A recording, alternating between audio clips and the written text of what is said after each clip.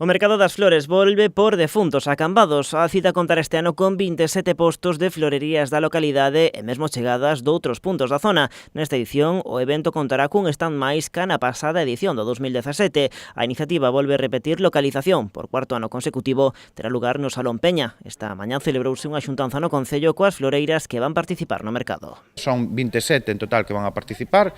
Están moi contentas co cambio de ubicación. Elas mesmos pediron manter a ubicación no Salón de Peña. Din que queren seguir nesa zona porque cando lles chove pois poden traballar igual dentro, están contentas, digamos, coa ubicación, deixan o posto montado, non teñen que recoller cada noite, para elas é moito máis cómodo de traballar. Pero o goberno local, a creación deste mercado das flores dá resposta a unha situación que non gustaba a moitos, aquelas clásicas ringleiras de floreiras ás portas do centro de saúde nas vésperas de defuntos. Nós o que fixemos neste goberno, dende que chegamos ao goberno, foi, digamos, resolver esa pequena anarquía que había a hora de montar os postos que se rodeaban o centro de saúde, non había ningún organización.